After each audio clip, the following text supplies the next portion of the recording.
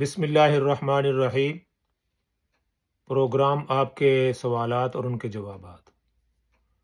آج کا سوال ایک شخص نے پوچھا ہے کہ نماز کے اندر ہاتھ کس جگہ باندھنے چاہیے۔ اس سلسلے میں ایک حدیث پیش خدمت ہے۔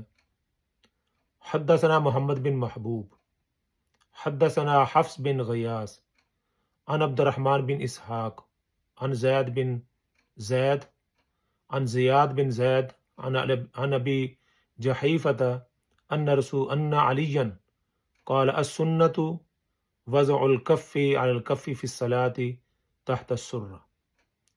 حضرت علی رضی اللہ فرماتے ہیں سنت یہ ہے کہ ہتھیلی کو ہتھیلی پر رکھ کر ناف کے نیچے ہاتھ باندھا جائے۔ جب کوئی صحابی کسی عمل کو سنت کہے تو وہ حدیث مرفوع کے حکم میں ہوتی ہے۔ اس حکم کی تائید دیگر صحابہ اکرام کے عمل سے بھی ہوتی ہے، اور اس وقت جو ائمہ حرمین ہیں ان کے عمل سے بھی ہوتی ہے۔ ان میں سے کوئی بھی سینے پر ہاتھ نہیں باندھتا، یا ان کے ہاتھ ناف پر ہوتے ہیں یا ناف کے نیچے۔ تو یہ تسلسل ہے اس عمل کا جو نبی پاک صلی اللہ علیہ وسلم سے چلتا آ رہا۔ مسجد نبوی کے ایک استاد اور شیخ چند دن پہلے انہوں نے اس کو سینے پر ہاتھ باندھنے کو مکروہ عمل قرار دیا، اور انہوں نے کہا کہ لا شک فی، اس میں کوئی شک نہیں ہونا چاہیے کسی کو کہ یہ سینے پر ہاتھ باندھنا یہ مکروہ ہے۔ اور نماز کے اندر ہاتھ کہاں باندھنے چاہیے؟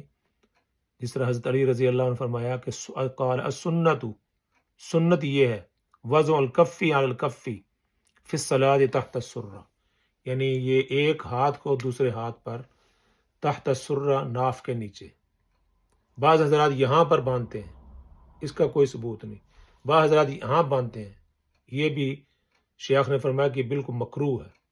تحت السرہ یہ عمل ہے جو سنت کے مطابق حضرت علی رضی اللہ عنہ نے فرمایا کہ سنت یہ ہے کہ ہاتھ ناف کے نیچے باندھے جائیں، اور یہی احناف کا بھی موقف ہے اسی حدیث کی تحت۔